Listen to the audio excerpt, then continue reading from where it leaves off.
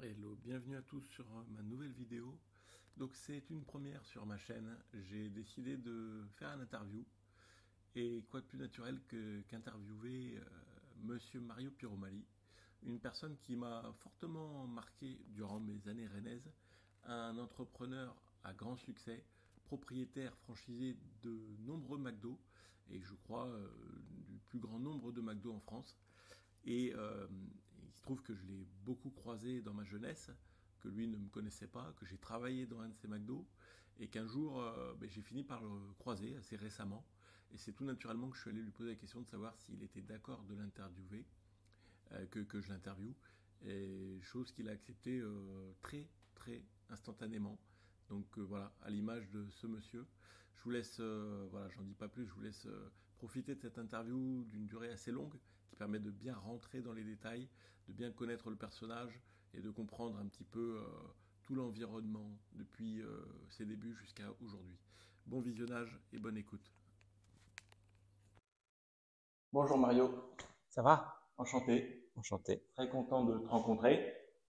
Donc ça fait à peu près 6 mois, on s'est croisés comme ça dans la ville de Rennes. Ouais. Et puis je t'ai demandé si tu étais d'accord un jour pour faire une interview, ce que tu as accepté. Ben oui, Donc j'en suis ravi. avec plaisir. Ma première question, elle te concerne et puis elle concerne aussi ta carrière, succinctement, si tu veux bien te présenter toi personnellement, et puis après nous présenter ton parcours, sur lequel on reviendra de toute manière. Ouais, donc là, c'est une question super vaste, quand Oui, même. parce qu'il y en a deux en plus, mais d'abord te connaître un petit peu de toi, d'où tu viens, Ouais. etc. Donc moi, je suis né en France, dans l'Est de la France. Je suis le produit d'enfants immigrés italiens, qui sont mes deux parents étaient italiens, et ils sont arrivés comme plein d'autres Italiens dans les années 50 pour chercher fortune. Et une partie de mes frères et sœurs sont nés en Italie, et une autre partie, dont moi, sommes nés en France. D'accord. Et tout ça, ça fait une famille de 11 enfants. De Calabre, si ma mémoire est bonne. Très juste, de Calabre. Très bien. Et voilà, donc je viens de l'Est de la France, d'un milieu super chouette, plutôt modeste, mais plein d'amour, où j'ai passé une enfance courte, parce que je suis vite parti travailler, Ok. mais sympa. Ce que je remarque dans les familles nombreuses, on peut dire nombreuses, les gens sont vite, les enfants, vite livrés à eux-mêmes et doivent rapidement trouver une autonomie. Je ne sais pas si tu Moi, confirmes. je sais pas si c'est que dans les familles nombreuses, mais j'ai constaté un truc. Et j'ai constaté avec les copains autour de moi, qui étaient avec moi dans ce village où je suis né, en Moselle. Je pense que pour s'émanciper, il faut quitter son patelin. Il faut surtout pas rester. C'est-à-dire que si, peu importe l'endroit où on est né, il faut sortir du cadre. Il faut se faire un petit peu de mal. Il faut partir et puis chercher l'aventure ailleurs. Couper le cordon familial, Ouais, finalement. familial, mais même au-delà. Parce qu'il y a une espèce de confort qui se met en place surtout dans les petits villages où on a ses petits copains, ses petites habitudes. Et puis comme un tel, son père fait tel métier, un tel, son père fait tel métier. Donc je vais faire le même métier que mon copain ou que mon père.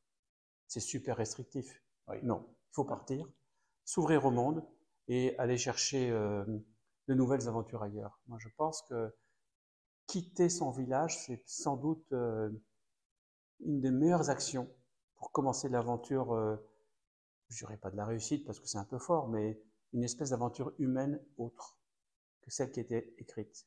D'accord. Donc il faut marquer une rupture, Oui, et puis j'en parle de temps en temps sur ma chaîne, sortir finalement de sa zone de confort. exactement. Même si derrière, il n'y a pas forcément la réussite telle qu'on l'entend, mais l'échec, et on y reviendra, fait aussi partie du parcours, pour moi. On aura l'occasion d'en reparler. Complètement. Complètement. Voilà. Et donc, Mario, on te connaît quand même sur le bassin rennais et breton comme le franchisé McDonald's. Alors, c'est pas réducteur ce que je dis, hein, puisque quel développement dans cette enseigne. Est-ce que tu peux nous raconter un petit peu les débuts qui sont très intéressants? Chez McDo. Oui. Ah, c'est une histoire extraordinaire, pas mon histoire, mais l'histoire de McDo et telle que je l'ai vécue est extraordinaire. McDo est arrivé en France dans les années 79 à Strasbourg. Et moi, j'avais terminé mes études. J'avais travaillé dans la restauration gastronomique. D'accord, traditionnelle ouais. et gastronomique. Ok. Et je me suis retrouvé devant cet emplacement où se construisait un nouveau McDo. Et je me demandais bien, mais qu'est-ce que c'est ce truc-là? Et tout le monde me disait, c'est McDo. Mais qu'est-ce que c'était McDo? Il n'y avait rien, il n'y avait pas YouTube, il n'y avait pas d'informations. On ne savait pas ce que c'était McDo, enfin les petites gens comme moi, en tout cas, hein, qui n'avaient pas voyagé. Et il se trouve que quand ça a ouvert, un des managers avait travaillé avec moi dans la restauration traditionnelle. Okay. Et me connaissant un petit peu, il me dit, mais qu'est-ce que tu fais? Postule, je te connais, c'est un job pour toi. J'ai postulé, je suis devenu équipier, et puis manager, directeur. Toutes les strates hiérarchiques, je fais toutes les strates. Directeur. Okay. Je suis resté peu de temps à Strasbourg et j'ai voyagé un petit peu partout en France. Je faisais ce qu'on appelle les ouvertures des nouveaux franchisés. Les openings. Ouais. Voilà, j'étais manager help, comme on dit dans le jargon. Et j'étais celui qui avait un petit peu le savoir-faire de McDo, puisque j'aidais les nouveaux franchisés. On ouvrait un restaurant par an, peut-être 2. Oui, à cette époque-là, c'était pas la dynamique de... Absolument. Ouais.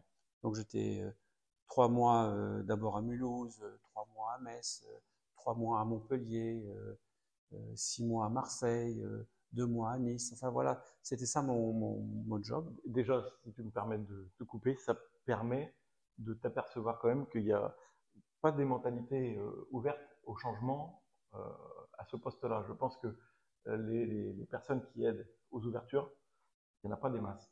Finalement, c'est sortir de sa zone de confort dès la première étape de ta carrière chez McDo. Il faut un don d'adaptation. C'est se mettre en danger immédiatement. Il ne faut pas oublier que à l'époque, enfin moi c'était mon cas, mais j'avais quoi? J'avais 20 ans. À 20 ans, on n'est pas tout à fait fini. Et puis partir à l'autre bout de la France pour aller aider un franchisé qui a au moins 40-45 ans et qui met tout son argent dans la nouvelle boîte qu'il va ouvrir et il compte sur moi pour que ça se passe bien, c'est une drôle de responsabilité, quoi. Ouais.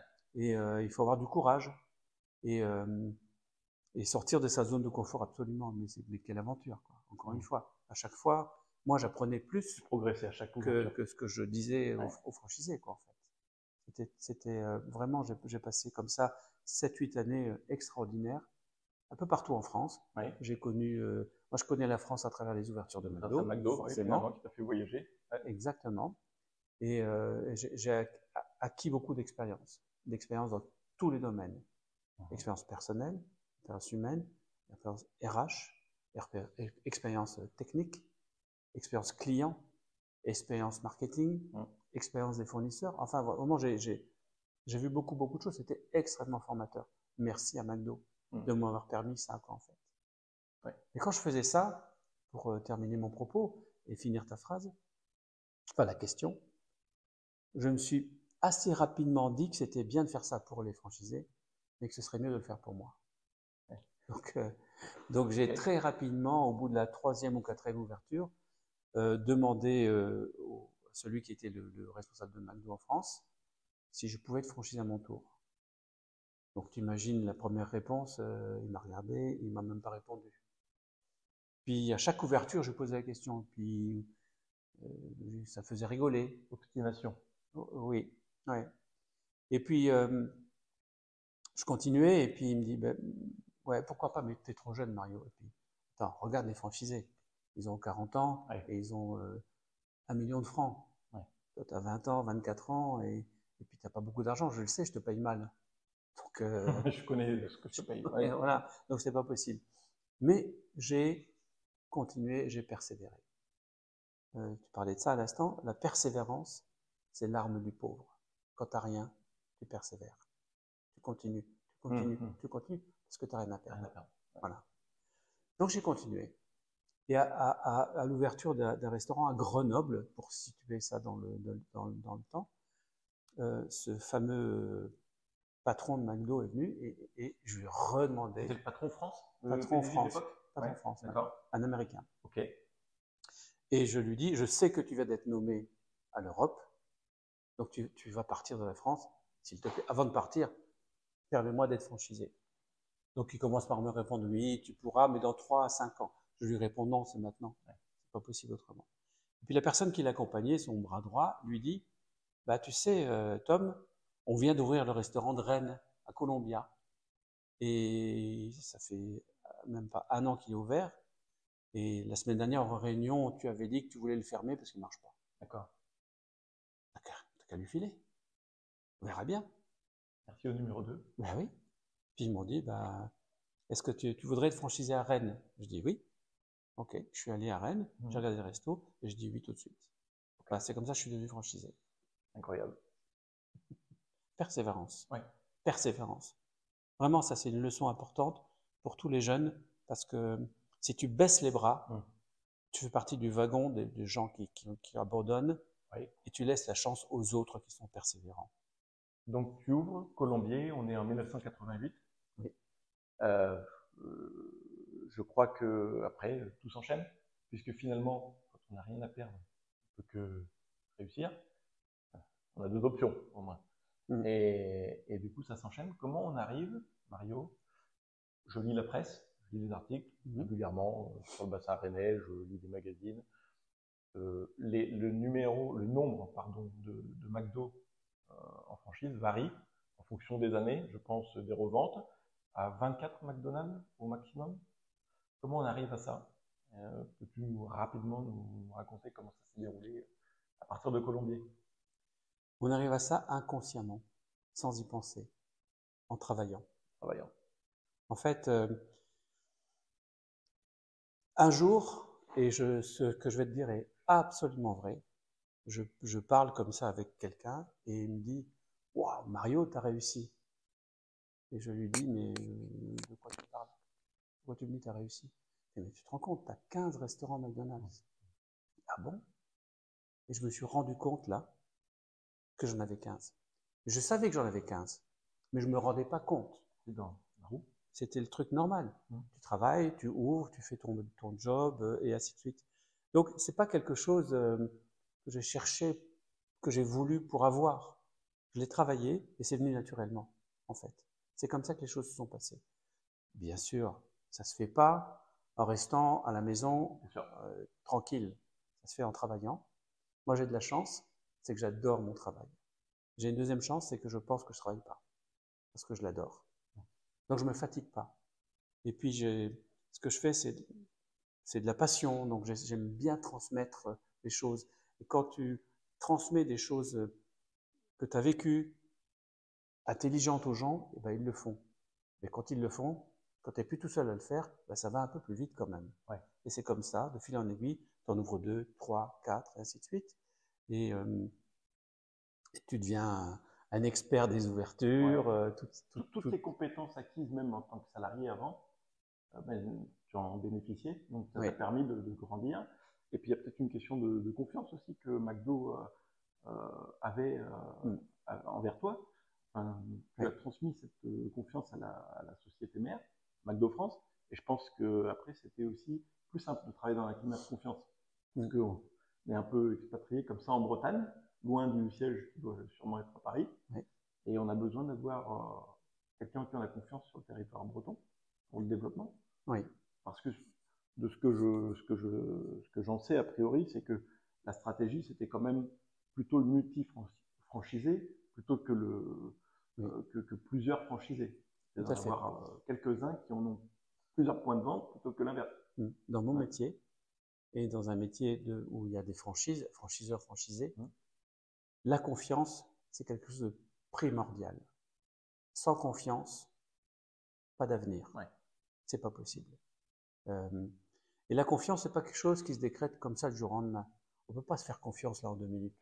On se fait confiance parce que on se fréquente, on s'aperçoit au fil du temps que tu es toujours le même, que tu fais toujours bien les choses, que tu es honnête, enfin voilà, la confiance, c'est un travail de longue haleine, de persévérance de nouveau, et puis où il faut une dose de vouloir donner aux autres. Qu'est-ce que ça veut dire? pour que l'autre te fasse confiance, il faut qu'il y ait un intérêt.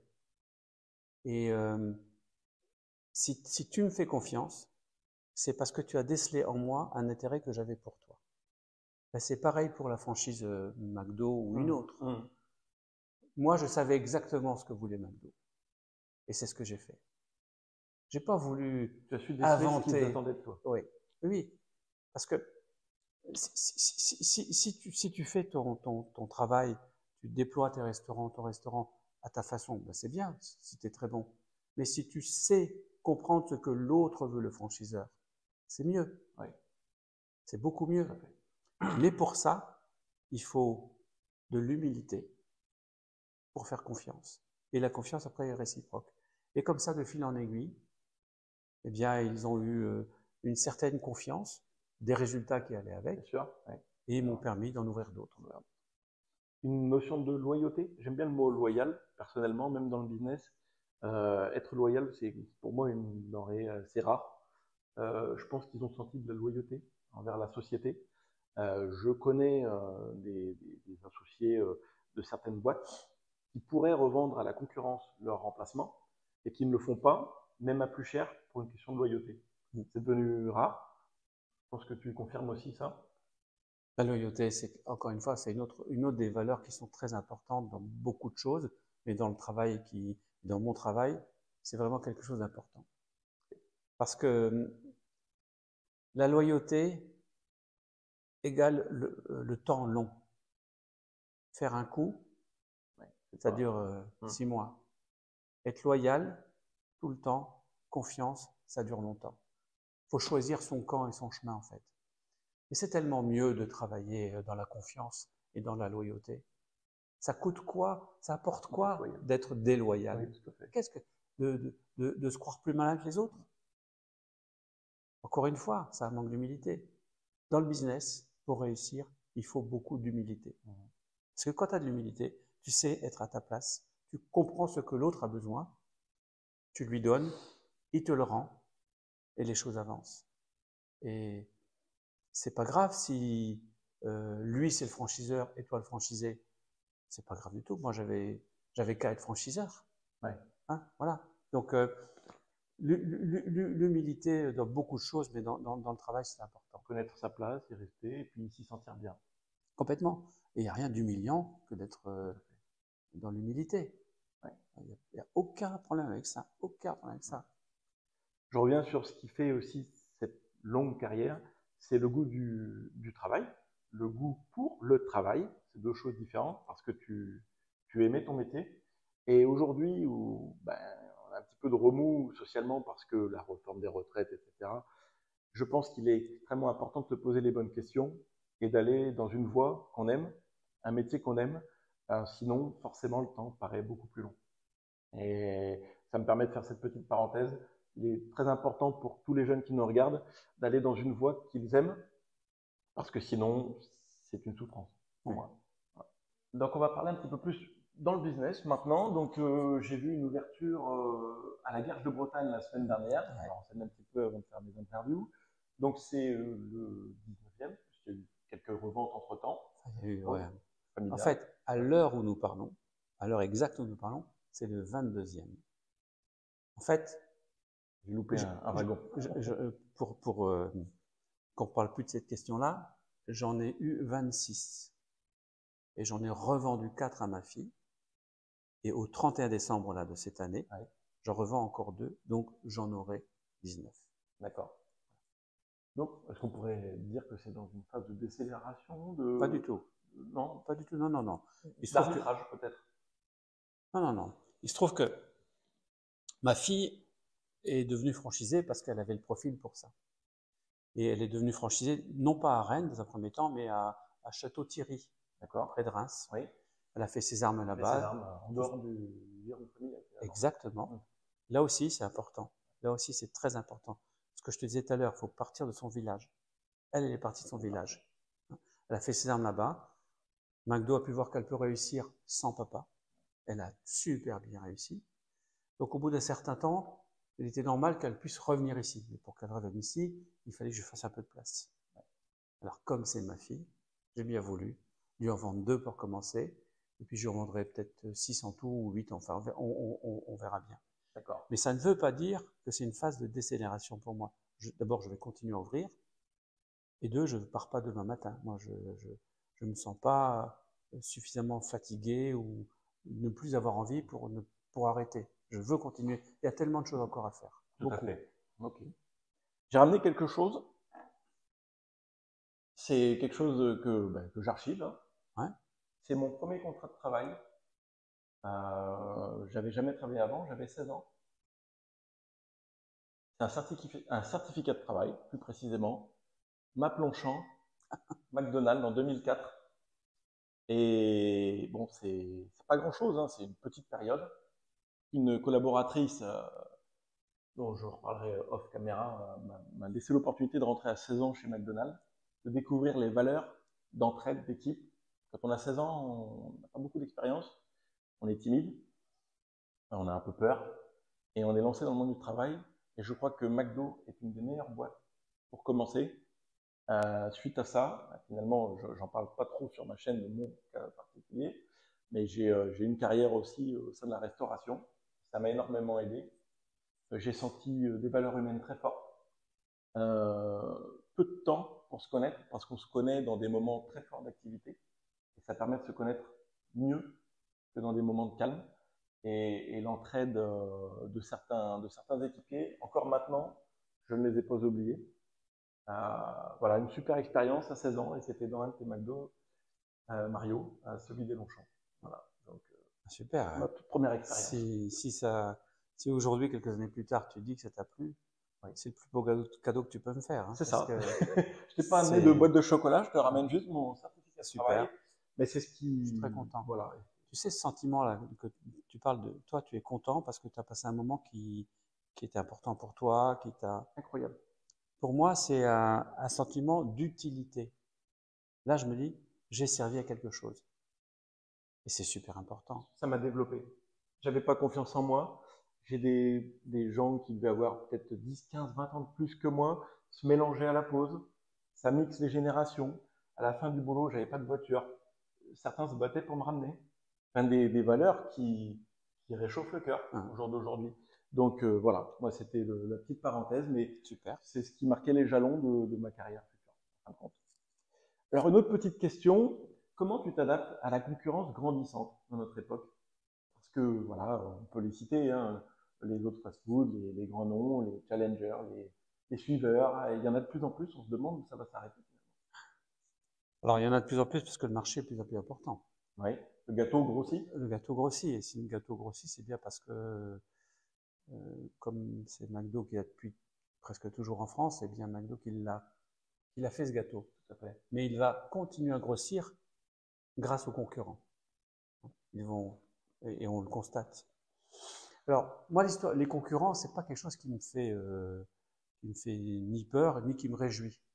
C'est quelque chose de normal. D'accord. Hein. Il en faut. Et il en faut parce qu'autrement, on s'endort vite. Tu sais, ce qui guette, ce qui est le plus grave pour un chef d'entreprise, c'est de devenir con. C'est de grossir. C'est de s'endormir. C'est de croire qu'on est le meilleur du monde. Et quand tu as de la concurrence qui vient, qui te pique un petit peu, là, qui de nouveau te sort de ta zone de confort, ça t'oblige à te réinventer. Et moi, c'est ça qui se passe. Et donc, je regarde le bon côté de la concurrence. Qui te pousse. Qui me pousse, bien sûr. Et puis, je suis super content parce que ça me pousse et ça m'enlève rien, quoi. Bon, ça bouscule un peu. Alors, certaines fois, des fois, on voit quand même de la concurrence installée vraiment à 30 mètres de point de vente McDo. Ça doit chiffonner un petit peu de temps en temps. Ouais. Est-ce que ça t'empêche de dormir? Non, alors ça peut irriter, ça n'empêche pas de dormir. Et puis, que veux-tu qu'ils fassent autrement que comme ça? Ils sont obligés de faire comme ça. Ils sont obligés parce qu'ils n'ont pas la force de McDo, cette marque extraordinaire. Donc, ils s'adaptent. Leur métier, c'est de coller à McDo. Et ils le font plutôt bien, les uns et les autres. Finalement, ils utilisent un petit peu vos développeurs, moins d'études de marché que vous avez pu le faire. Évidemment. Finalement, ils se collent sur vos zones de chalandise. Hein. Oui, mais c'est comme ça dans tous les boulot. Ouais, mais c'est comme ça dans tous les métiers. Ouais. Il faut l'accepter. C'est le prix à payer quand on est le leader. C'est ainsi. Acceptons-le. Ah, ok. Voilà. C'est pas. Et puis en plus, je répète, hein, la concurrence, ça te réveille, quoi. Et on est resté en France, nous, McDo, super longtemps, avec pas ou peu de concurrence. Donc, c'est vrai, vous avez bénéficié quand même pas mal d'années. Mais oui. Il faut être déjà content de ces petits moments passés. Mais complètement. Ouais. Donc, ces moments un peu où ça te bouscule, ça te réveille, je trouve ça plutôt bien. Super. Et puis, dans quelques années, on verra ce qui se passera, quoi. Vase à moitié plein, verre à moitié plein. Voilà. Ouais. On utilise la concurrence pour se renouveler, pour se dépasser, puis innover. Mais tout à fait. La concurrence amène ici ou là, très peu, hein, je l'avoue, quelquefois des bonnes choses. Parce que leur métier, c'est de nous copier. Mais ils sont obligés d'être un petit peu différents. Mais dans les choses différentes qu'ils font, des fois, ils ont un flash, très rarement, hein, mais ils ont un flash et c'est des choses sympas. La nouvelle génération, je crois que c'est la Z ou la Y, je ne sais plus dans l'ordre de l'alphabet, les jeunes n'ont plus envie de bosser. McDo qui collabore énormément avec la jeunesse, qu'en penses-tu de cette phrase? C'est une connerie, c'est pas vrai. Ce n'est pas vrai. Les jeunes, c'est pas qu'ils ont envie de bosser. Les jeunes, c'est qu'ils veulent être différents de nous. C'est pas plus compliqué. Nous étions, nous, différents de nos parents. Tout à fait. Ma génération est différente de la tienne. Et les jeunes qui arrivent sur le marché sont très différents de toi. Oui, je vois déjà moi-même un décalage, hein, puisque moi je dois être la génération X. Et je remarque quand même que les jeunes sont différents déjà de moi. Oui, différents, oui. Et c'est pas pour ça qu'ils veulent pas travailler. Ils veulent faire les choses autrement. Et quand on regarde bien, ils font des choses bien. Hein. Moi, je vois bien ça dans le monde de l'entrepreneuriat. Nous, quand on ouvrait des boîtes, on essayait d'ouvrir une boîte et puis gagner de l'argent, quoi. Je parle en général. Les jeunes aujourd'hui, ils veulent ouvrir une boîte, mais ils veulent que ce soit une boîte qui soit en accord avec l'écologie, le social, trouver du sens, le bien-être et avoir du sens. C'est pas la même chose. C'est vrai qu'on le recherchait moins avant. Avant, on cherchait à gagner notre croûte. C'était pas la priorité. La maison. Aujourd'hui, je crois que les jeunes ne veulent même plus acheter les propriétaires. Non. Non. Même paradigme. Mais de toute façon, là c'est le côté un peu de l'informatique. Maintenant, on n'achète plus. On loue. C'est l'usage aujourd'hui. Hein. C'est plus. On n'a plus de voiture. On loue la voiture quand on en a besoin. On n'achète pas de maison. Mais les jeunes, en plus, ils passent même plus le permis là aujourd'hui. Parce qu'ils savent qu'ils n'en auront sans doute pas besoin. Ils prendront les transports en commun. Ça ne veut pas dire qu'ils sont juste différents. On voit que tu es extrêmement connecté à la jeunesse, parce que tu sais des choses que beaucoup d'hommes de ton âge ou de femmes de ton âge ne savent pas. Et tu es très ouvert à leurs besoins. Et donc je pense que c'est pour ça que le mariage McDo et la jeunesse continuera de perdurer. Oui. C'est la chance que j'ai de travailler dans un métier où la plupart des personnes qui travaillent ont en moyenne entre 20 et 22 ans. Ouais. Donc tu es connecté avec les jeunes, évidemment. J'avais 16 ans, moi. Donc, bah oui. Autre question, en dehors de McDo, quelles sont tes passions, Mario? Je suis un petit peu hors business, mais alors, savoir si un franchisé McDo est 100% boulot, ou est-ce que tu as besoin de débutoires quand même, comme tout le monde, j'espère? Ouais. J'en ai besoin, comme tout le monde. Pendant très longtemps, je n'avais que McDo. Et j'adorais voyager. Quand je pouvais voyager, et quand je voyageais, je visitais les McDo dans le monde. Okay.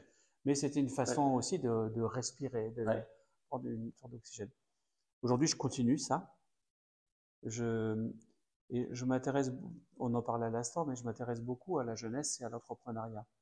Et c'est pour ça que, en dehors de McDo, je m'occupe d'un fonds de dotation qui s'appelle YAO, YAO, qui aide les jeunes soit à monter leur boîte, soit à mieux gérer leur boîte. Donc ça me passionne. L'histoire de la transmission.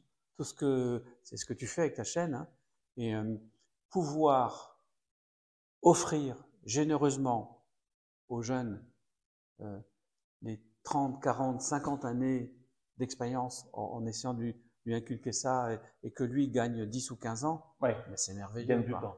Il gagne du temps. Tu dis offrir, ah oui.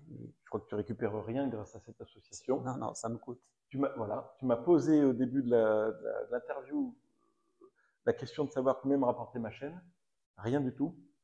C'est une passion que j'ai de diffuser des informations en or, comme cette interview ou d'autres. Et voilà, je pense qu'il y a des moments, il faut aussi, même moi, à mon âge, entre guillemets, j'ai un peu moins de 40 ans, diffuser à chaque niveau notre petite expérience. Ça s'appelle la transmission. La transmission. Je dis ça parce que tu parlais de valeur, c'est une valeur extrêmement importante aujourd'hui, la transmission. Transmettre. On a une terre à transmettre à nos futures générations. Mais sans aller aussi loin, transmettre tout ce que tu as eu comme expérience, transmettre ton savoir, transmettre toutes les bêtises que tu as fait, qui peuvent la transmission généreuse, humble. Tiens, prends, je te donne. Allez, serre-toi. Ça, c'est fraternel. Ça, c'est humain. Et faut pas se priver de ça, quoi. Faut pas se priver de ça. Mais ça, c'est toi, Mario. C'est pas tous les chefs d'entreprise. Il n'y a pas que moi. Il y a beaucoup de chefs d'entreprise. Ça devient d'où, ça? D'abord, il y a beaucoup de chefs d'entreprise qui sont comme ça. Oui. Mais ils ne le savent pas. Je me suis aperçu en faisant Yahoo. Tu sais, Yahoo, il y a à peu près 250 chefs d'entreprise. Donc tu tends la main aux jeunes, mais aussi aux chefs d'entreprise. Oui. Finalement. Et les chefs d'entreprise, quand ils aident les jeunes, ils s'aperçoivent de ça. Ils se dévoilent à eux-mêmes. Ils se découvrent qu'ils sont généreux. Ils se découvrent qu'ils peuvent donner sans aucune suspicion, rien du tout. Donc, non, les chefs d'entreprise sont plutôt comme ça. Moi, ça me vient, je pense que tout s'explique de par tes origines, de par ton enfance, de par de ce que tu as vécu. Moi, je suis né dans une famille de 10 frères et sœurs, une grande famille, donc tu es obligé d'être le partage, enfin, ces choses-là. Et pour te dire, j'ai jamais été un grand intellectuel. Par contre, dès que je sais quelque chose, je bout d'impatience de le donner à quelqu'un. C'est quelque chose. Bon, si je sais quelque chose de bien et si je le garde pour moi, je deviens malade. C'est comme ça. Je pense que beaucoup sont contents d'entendre ça. On entend beaucoup dans les entreprises la rétention d'informations, tout ça, c'est toxique, même pour la personne qui le fait. Je pense que le partage, c'est faire croître les entreprises, c'est grandir soi-même déjà. Et puis, je pense que c'est la peur qui fait qu'on a envie de garder pour soi, pour être plus fort, mais finalement, ça ne marche pas. Est-ce que tu es d'accord avec les mots de Jack Ma, qui est le patron d'Alibaba en Chine, qui dit que de 20 à 30 ans, il faut trouver un mentor, ou en tout cas dans sa société, apprendre les choses, apprendre à les faire bien. De 30 à 40, c'est l'âge où il faut faire les choses soi-même, apprendre à perdre, apprendre à faire des échecs. De 40 à 50, maintenant, on sait ce qu'on veut, on sait pourquoi dans quoi on est bon, et donc il faut y aller à fond, il faut éviter un petit peu de tergiverser. De 50 à 60, il faut prendre le temps pour accompagner les jeunes, transmettre aux nouvelles générations, les mentorer, et au-delà de 60, rester avec ses petits-enfants. J'ai beaucoup aimé ça, mais je ne sais pas, qu'est-ce que tu en penses? Je pense que c'est bien, hein, c'est bien, mais il faut pas... ça doit s'adapter à chaque personne. Il y a des personnes qui vont faire ça bien plus tôt ou plus tard. Ce qui est important, c'est d'être dans cette mouvance-là. C'est apprendre, comprendre, appliquer. Apprendre, comprendre, appliquer. Transmettre. Appliquer, c'est transmettre. Appliquer, c'est aimer. Apprendre, j'apprends, je suis en interrogation, je suis entre moi et moi, parce que j'apprends. Comprendre, tout d'un coup, ça a du sens, ça prend du sens. Et appliquer, c'est le faire sans y penser. C'est le donner sans y penser, généreusement. Ça s'appelle de l'amour. Donc, je suis vraiment en phase avec ça. Mais tu connais le cycle de vie d'un chef d'entreprise pour non pas paraphraser ce qui est là, mais pour de ce que moi j'ai vu avec mon histoire de Yahoo et puis toutes ces chefs d'entreprise. Je connais plus le cycle de vie d'un produit, d'un chef d'entreprise un peu moins quand même. Alors, voilà ce que j'ai remarqué. Un chef d'entreprise, quand il doit créer sa boîte, il se bat comme un chien parce qu'il a souvent pas d'argent. Il faut qu'il se batte avec les banques. Il faut vendre son idée. Donc, il essaie de réussir à monter sa boîte. Donc, il est dans sa boîte, il est omnibulé. et ils ne voient pas ce qui se passe à côté. Les années passent, pour la plupart d'entre eux, ça se passe plutôt bien, et ils commencent à se payer. Donc, il se prend un salaire. Donc, il devient socialement quelqu'un. Et puis, plus ça va, quand ça se passe bien, plus ça réussit. Et là, on voit quand même le chef d'entreprise, tu sais, tu les reconnais, c'est ceux qui ont la BM et l'Audi. Oui. Ils ont, bon, je peux me payer une Audi, le statut, quoi. voilà. Le statut. Qui va avec. Ouais. Et eux, la plupart d'entre eux, à peu près 80%, s'imaginent qu'ils ont réussi. Or, c'est pas vrai. Il manque un bout. Le bout, c'est de rendre. C'est de tendre la main aux autres. Une fois que tu as réussi, tout ce que tu sais, ça sert à quoi de le garder pour toi? Donc, l'idée, c'est ce qu'on fait à Yahoo, c'est de l'offrir comme ça aux jeunes. Et là, tu deviens un chef d'entreprise accompli. Voilà. C'est incroyable parce que, bon, la plupart des chefs d'entreprise, je pense, je ne veux pas faire de généralité, retransmettent à leurs enfants, donnent les infos à leurs enfants, gardent ça un peu pour eux. Cette personnalité-là que tu nous délivres, de partage, c'est pour moi très impressionnant quand même. On ne s'attend pas à ça de la part d'un grand chef d'entreprise comme toi, d'avoir autant cette notion de partage en toi, d'amour, de mots comme ça qui sortent sur ce divan du business, quoi. C'est super. Mais tu sais, il faut juste comprendre qu'on n'est pas tout seul sur Terre. Si tu comprends ça, tu comprends beaucoup de choses. Si tu crois que tu es tout seul, que tu es le plus beau, le plus riche, le plus intelligent, on ne réussit pas seul. Je pense que impossible. La réussite, c'est d'abord l'équipe. Ouais. Voilà, c'était Jacques Attali qui disait un truc que moi j'ai trouvé plutôt bien. Il disait, je crois que c'est une émission de télé ou de radio, il sort son téléphone, regardez, j'ai le plus beau téléphone du monde. Il est magnifique. Il fait ci, il fait ça, il est plaqué or, il a des diamants, il fait ci, il fait ça. Mais je suis l'homme le plus malheureux du monde. Parce que je suis le seul au monde à avoir des téléphones. Donc je peux téléphoner à personne. Ça ne sert à rien. Ouais. Voilà. C'est les autres qui comptent. Alors des petites questions un peu plus lancées comme ça. Peut-on faire du business entre amis ou en famille? C'est possible. C'est une dose de difficulté supplémentaire. Mais oui, c'est possible, bien sûr. On croit que c'est la facilité supplémentaire et tu es en train de nous dire que c'est une difficulté supplémentaire. Oui. Faut mettre des garde-fous. Tu sais, au début de l'interview, on parlait de la confiance et de la loyauté. Oui. Si tu as ça, tu peux faire ça avec tout le monde. Mais si c'est réciproque. Si c'est réciproque. Voilà. Alors que ce soit en famille ou pas en famille. Mais en famille, c'est toujours plus délicat parce que quand tu fais ça avec tes enfants, toi, tu es le père et tu as envie que ton fils, ta fille réussissent, évidemment. Mais quelquefois, on veut des choses pour nos enfants que nos enfants ne veulent pas. Hein, aussi. Il ne faut pas oublier ça. Il faut les laisser aussi respirer. Il faut les laisser quitter le patelin. Tu sais, il faut les laisser quitter le patelin. Tu as combien d'enfants, Mario? 5. Ils sont tous maintenant chez McDo? Non. Ils ont presque tous travaillé chez McDo. Mais il n'y en a qu'une seule qui a fait carrière chez McDo. Et les autres sont dans différentes choses, tous différents. Au final, ouais. C'est moins de la moitié qui reprend un petit peu le... Bien sûr. Le patrimoine. Parce que tout le monde n'a pas le profil pour ça. Et c'est bien normal. J'ai un de mes fils, Antoine, qui lui est parti dans l'immobilier, parce que ça lui va super bien. C'est son domaine. C'est son truc. Ok. Justement, l'immobilier, c'est un pilier important pour moi d'enrichissement et de réussite. J'en parle beaucoup sur ma chaîne. J'ai investi jeune.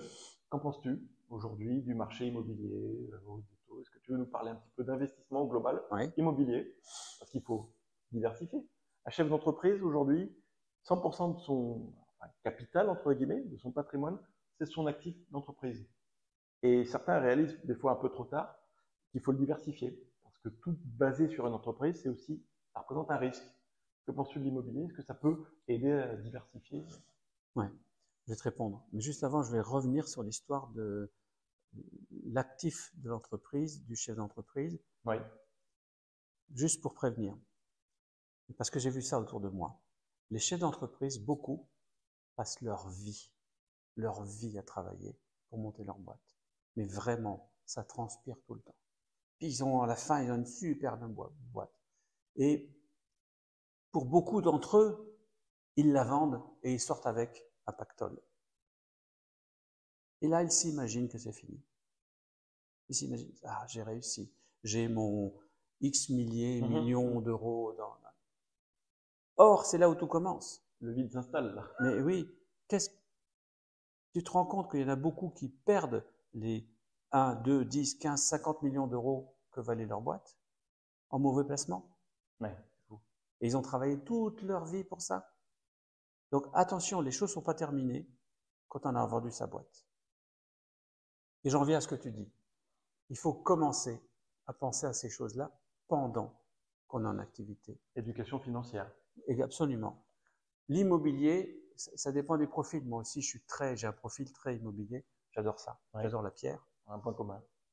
Parce que ça a une fonction supplémentaire.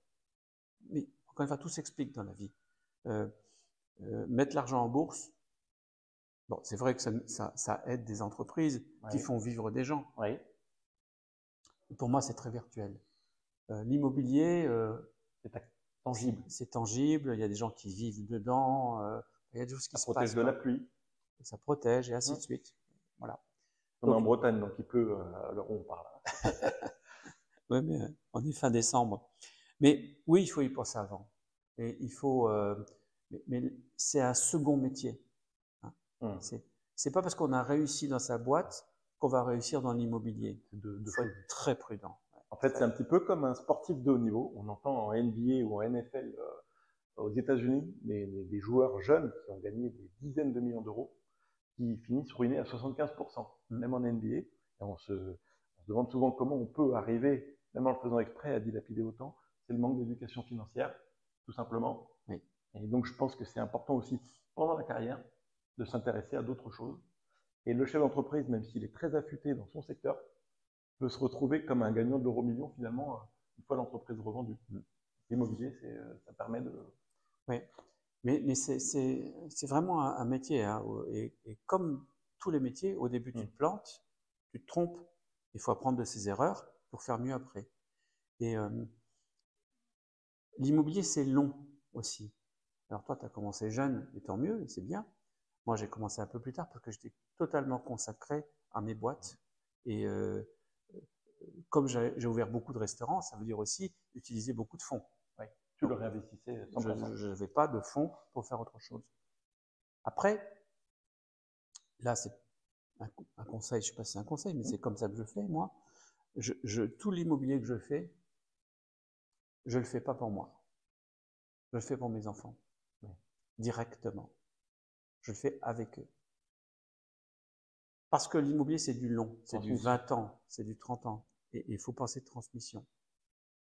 Si tu veux, moi, j'essaye de bien vivre, mais bien vivre, ça ne veut pas dire être milliardaire. Bien vivre, c'est être bien. Peut-être manger à sa faim, pouvoir de temps en temps partir en vacances. De toute façon, tu ne manges pas plus de 3 fois par jour. Donc, son talent dans les affaires, son talent dans l'immobilier, il faut le mettre à profit, mais pas forcément que pour soi, pour ses enfants. Et là, ça commence à prendre du sens. Les très grosses familles, les richissimes, c'est comme ça qu'ils ont fait. Les Rothschild et autres. Ils gagnent à la transmission. C'est toujours la transmission qu'on gagne. Important. Toujours, toujours, toujours. Et éduquer ses enfants comme ça. Tu sais, tu ne m'as pas posé la question, mais le plus gros problème qu'on a avec ses enfants quand on réussit, c'est de faire des gosses de riches. Il faut faire attention à ne pas créer des gosses de riches. C'est super important. On casse des tabous là, hein. C'est super intéressant. Ça doit être une grande crainte du chef d'entreprise qui réussit.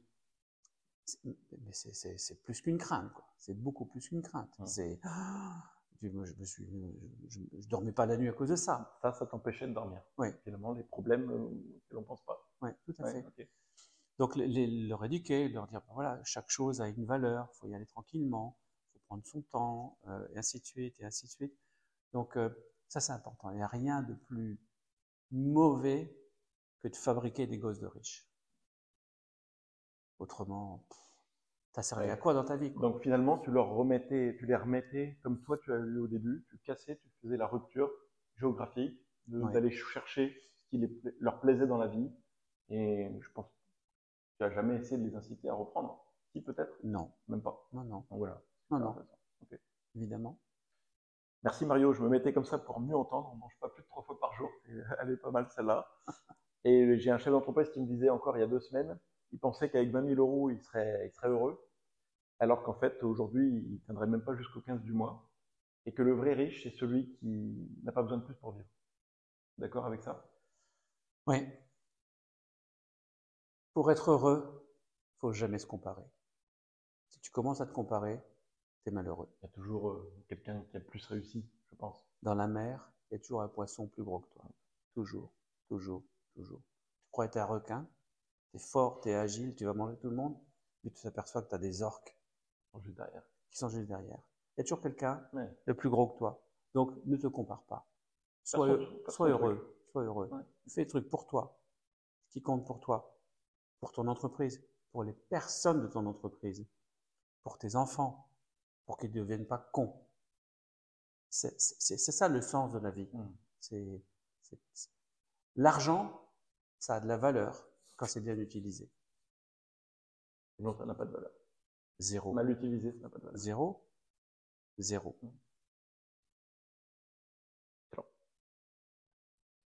J'ai fait une vidéo il y a quelques temps sur l'importance des mentors, d'avoir des mentors. On n'en parle pas assez en business, alors peut-être à Yahoo. Moi, j'en ai dans ma famille. J'ai mon grand-père, j'ai un oncle aussi. J'ai Systému, et puis mon grand-père était chef d'entreprise dans la menuiserie. Il a commencé, il allait travailler en Solex, il s'est fait tout seul, c'est un self-made man à la française. Et puis j'ai des mentors lointains que j'avais jamais rencontrés jusqu'à aujourd'hui, certains, et d'autres que je n'ai jamais vus, aux États-Unis, qui m'inspirent tous les jours. Est-ce que tu penses qu'avoir un mentor, c'est important? Est-ce que toi, personnellement, tu en as eu, et est-ce que tu en as encore? Oui, avoir un mentor, c'est important. Avoir quelqu'un pour te comparer dans les affaires, dans l'attitude, c'est super important. Mais je pense qu'on a plus de mentors que ça, sans s'en rendre compte. Il y a eu quelque part dans ton enfance, et dans l'enfance des personnes qui nous écoutent, un jour, quelqu'un qui t'a dit un truc, t'as pas remarqué. Et 10 ans après, ça sort. Et ça te sert.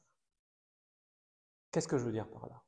Je veux dire par là qu'on a tous une responsabilité de mentor. Il faut faire attention à ce qu'on dit. Il faut faire attention à ce qu'on fait. L'exemplarité. Et tu te demandais, mais pourquoi tu acceptes de faire le rendez-vous et tout? Oui. Puis, tu le sais sans doute, tu n'es pas le seul à qui je dis oui, quoi. Oui, Ben, voilà, servir, l'utilité, l'exemplarité. Il faut, je crois beaucoup à l'utilité dans la vie, quoi, à l'utilité. Donc, on a chacun un rôle. On a un rôle, toujours la transmission. Et je crois même que c'est très important d'avoir autour de toi, alors excuse-moi de te dire ça, mais 3 ou 4 cons. Très important. Plus important que des gens très intelligents. Il faut repérer les gens intelligents. Il faut repérer les bonnes actions. Il faut prendre exemple sur. Et puis aussi, il faut observer ceux qui font des conneries. Qui ne fonctionnent pas. Oui. Ceux qui disent des bêtises. Ceux qui se comportent pas comme des humains, et ainsi de suite.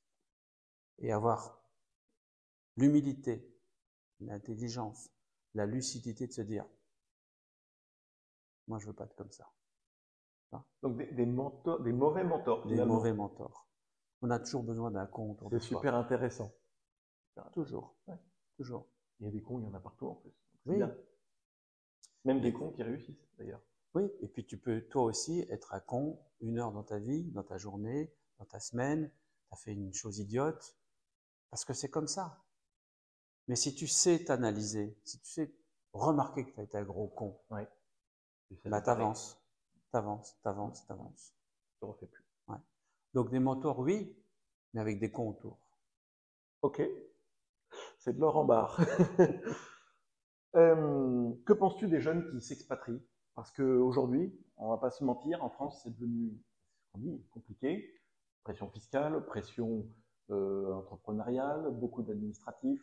tout s'est un petit peu durci. Je pense que les années, les 30 glorieuses sont un peu finies aujourd'hui. Il faut se débattre encore plus fort pour réussir à émerger. Que penses-tu de tous ces jeunes qui, finalement, avant d'avoir commencé, décident de s'expatrier? Et malheureusement, en plus, c'est essentiellement des cerveaux. Oui. Pas que. Mais il y en a. Moi, je trouve que c'est une bonne chose pour ceux qui ont envie. Et surtout pour les bonnes raisons. Parce que, tu sais, c'est toujours cette histoire, quitte ton village. Quitte ton village. Hein, pars. Mets-toi dans l'inconfort. Va chercher ailleurs la culture que tu n'as pas chez toi. Va chercher ailleurs la façon de faire que tu n'as pas vue chez toi. C'est super important. Donc oui, c'est une bonne chose.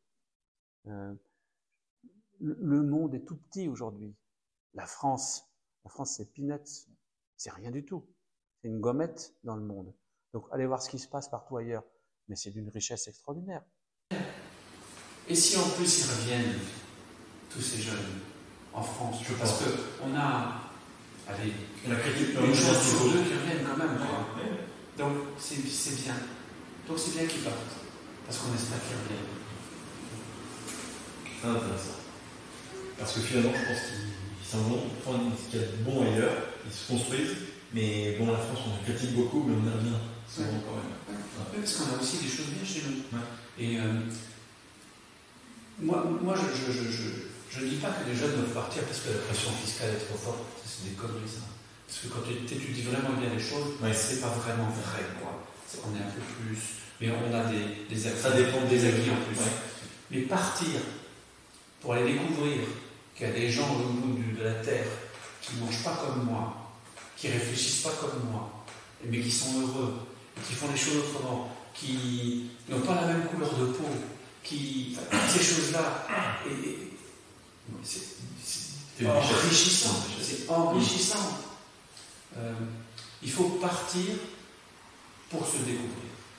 Et quand on sait qu'on est soi-même, encore une fois, on est plus fort. Donc c'est plutôt. Moi, je dis que c'est une super chose. Donc, très bien. Des peurs dans le business? On a toujours peur de perdre ce qu'on a. Ouais. Surtout quand tu sais d'où tu viens. Il ne faut jamais oublier d'où tu viens. Autrement, tu deviens vite un gros con. Hein. Donc, oui, tu as peur de. Parce que tout est possible aujourd'hui. Hein. Tu vois, un peu plus à perdre qu'en 1988. Maintenant, oui, parce que j'ai plus. Ouais. Avant, j'avais rien. Ouais. Évidemment. Et puis, je me suis embourgeoisé. Et puis, c'est pas si mal que ça. Est-ce que justement, tu dirais que tu as toujours cette niaque du début? Ou est-ce qu'on attend je l'ai, mais pas comme au début. Pour deux raisons. Un, parce que j'ai pas le même âge. Donc, tu es moins vert. Hein. Et deux, parce que tu as moins faim. Mais. Forcément, ça se dilue un petit peu. Ça se dilue un petit peu. Ouais. Mais dans mon cas, moi, j'ai moins faim, mais j'ai encore très faim quand même. Quoi. Tu vois, je sais croquer là encore. Hein. Oui, ok. Mais ça se ressent, je pense. Alors, tu te remets en question aussi d'autres investissements en dehors de McDonald's? Des reprises de bars, on entend. Non. Non, moi, je n'investis pas dans autre business que McDonald's. D'accord. Je fais de l'immobilier à côté, oui. D'accord. Mais c'est tout. Pas d'autres business actifs? Non, parce que chacun son métier. Et tu as su pourquoi tu étais bon, on revient un peu aux phrases de Jack Ma. Ouais, voilà. Tu y es allé à fond. Exactement. Tu sais, j'ai vu, moi, des franchisés McDo ou d'autres faire autre chose. Faire autre chose parce qu'ils se sont dit, waouh, j'ai réussi chez McDo ou peu importe ailleurs. Et ils se sont dit, pardon? Tu peux faire de l'hôtellerie ou... Oui, mais ils se sont dit, j'ai réussi grâce à moi. L'erreur fondamentale. Surtout quand tu es franchisé.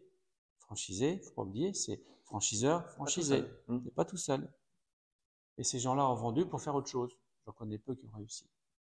Donc, il vaut mieux assurer. Rester dans ce qu'on sait faire. Oui. Ça rejoint encore les phrases de Jack Ma, patron d'Alibaba. Ouais. Ok.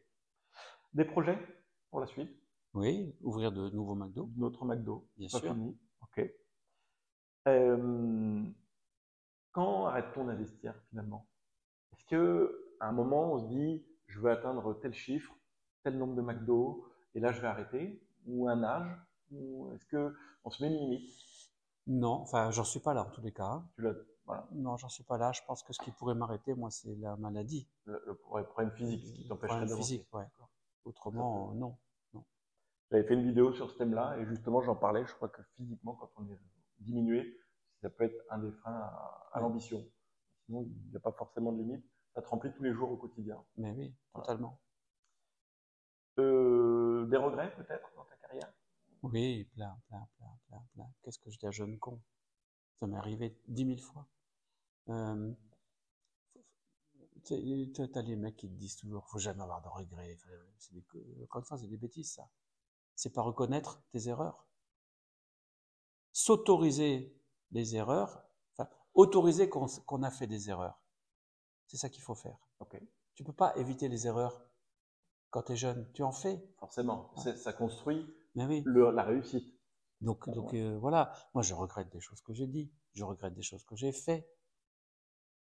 Mais à refaire. Ça fait partie de la carrière, de la vie. Oui, à refaire, je ne ferai pas pareil. Il y a beaucoup de choses. Évidemment. Mais voilà, c'est ça qui m'a construit pendant le temps. Donc oui, j'ai des regrets, je ne sais pas lesquels, mais ça m'arrive une fois, je pense à ça, je dis, oh là là, qu'est-ce que j'ai fait là? Enfin bref. Mais c'est comme l'histoire des cons, ça. Donc, si tu sais reconnaître tes regrets, tu ne les recommences pas. Si tu sais reconnaître que l'autre il dit des choses cons, tu ne le répètes pas. Des fois, tu sors de la personne, tu te regardes, tu te dis pourquoi j'ai agi comme ça. Là, tu parles d'un sujet hyper important. Tu viens de dire, tu sors de ta personne. Tu sais que la plus grande forme d'intelligence, c'est l'intuition. Ouais. Déjà. C'est l'intuition, pour moi. Après, quand tu avances dans la vie, quand tu fais ce que tu fais, là, tu es en train de m'interviewer, de m'interviewer autre chose. Si tu es capable de te regarder faire, t'es fort. Tu comprends. T'es fort. Ouais. Il faut essayer de sortir, de monter, de se regarder et de se juger avec une certaine lucidité, tu vois. Faut pas dire ouais, je suis plutôt pas mal ou je suis non, il faut lucidité et de se guérir soi-même, tu vois, avec beaucoup de bienveillance, quoi, parce qu'on n'est pas parfait. Ce n'est pas vrai, on n'est pas parfait. C'est la remise en cause. C'est la remise en cause, mais bienveillante, tu vois, bienveillante. Mais pour se remettre en cause, il faut avoir vu qu'on n'est pas bien. Et pour voir qu'on n'est pas bien, il faut s'élever de soi-même et se regarder. Pense à ça. Oui, mais je pense que c'est souvent, on est là, et se dire comment je suis là, qu'est-ce que je suis en train de dire, comment je tiens, comment je me regarde, comment je fais ci, comment je fais ça. Allez, je me reprends là. Je peux faire mieux. Oui, absolument. Je mérite mieux pour moi-même. Tu as dit à un moment dans l'interview, il y a une personne qui est venue te voir, tu avais 15 McDo. Il pensait que tu étais peut-être arrivé, alors qu'en fait tu n'étais même pas à la moitié du chemin. Tu as réussi, Mario. Tu as des échecs malgré tout. As-tu vécu des échecs malgré cette énorme réussite finalement? Oui. Comment considères-tu l'échec? Comment le vis-tu? Alors, aujourd'hui c'est une vraie chance. Hein. C'est une vraie chance parce que d'abord l'échec ça m'a pas tué. Hein. Parce que je suis toujours là. Et ça m'a plutôt évité de faire d'autres échecs qui pourraient eux, être fatals. Donc, l'échec, c'est vraiment c'est quelque chose d'utile si on sait le reconnaître comme échec, si on a la lucidité de le reconnaître comme échec, et puis si on n'est pas trop prétentieux et ne pas recommencer. Savoir apprendre de ses erreurs. Tout simplement. Oui. Tu sais, l'humilité avec soi-même. Il ne faut pas se prendre pour ce qu'on n'est pas. Donc si tu ne te prends pas pour ce que tu n'es pas, ben, tu reconnais les échecs, tu les acceptes, parce que, attends, on n'est que des hommes, quoi. On n'est que des hommes. Ne pas se prendre pour ce qu'on n'est pas, savoir d'où on vient. Toutes ces valeurs, finalement, que tu dois te répéter. Je suis sûr que dans ta journée, parfois, tu te répètes des principes, mais qui te servent au quotidien à être une personne meilleure. Ouais.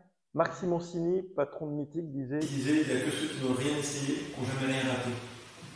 Je pense qu'il a raison. Il ne faut pas avoir peur de l'échec. En France, on est un petit peu trop timoré là-dessus. L'échec fait partie de la réussite. Voilà. Et puis au final, je n'ai pas à refaire 50 fois le même échec. Hein. Oui, non, ça c'est pour le quand même. Oui. Apprendre de ses erreurs et puis. Mario, si tu étais une voiture, ça peut être une voiture que tu aimes bien, qui te ressemble, tu serais quoi? Un SQ8 électrique. SQ8 électrique. Est-ce que c'est ce que tu as? Oui. Absolument. Confort. Oui. Pas trop polluant. Beau. Oui. Ça va vite, il faut aller vite. Puissant. Puissance, ouais. Puissance. Ouais. Un animal. Un animal. Je pense que je serais, je vais dire un aigle, mais quelque chose qui vole, quoi. Quelque chose qui vole. Ouais. Quelque chose qui vole, oui. Tu vois dessus. Oui. Un pays. L'Italie. Une couleur. Bleu. Pourquoi? J'adore le bleu, ça me va bien. Un sentiment. Pour terminer. La bienveillance. La bienveillance, c'est très important. Être bienveillant, c'est bien vivre avec tout le monde. C'est mieux vivre. C'est la bienveillance. La bienveillance, c'est le contraire de la malveillance. Donc oui, la bienveillance. Mario, je pense que tu as pu, lors de cette interview, on a complètement dépassé le créneau horaire, nous prouver qu'un grand chef d'entreprise peut être extrêmement bienveillant. Je te remercie infiniment pour cet entretien. Merci Mario. Avec plaisir. À très bientôt. Bonne soirée. À bientôt. Je vous remercie d'avoir regardé cette vidéo. Je remercie évidemment Mario Purmali de s'être prêté au jeu de l'interview. Également son assistante Emmanuelle Cholet pour la coordination technique, on va dire, de l'interview. Et puis, une fois n'est pas de coutume, je vais vous demander de bien vouloir laisser un like et de vous abonner à ma chaîne. À bientôt.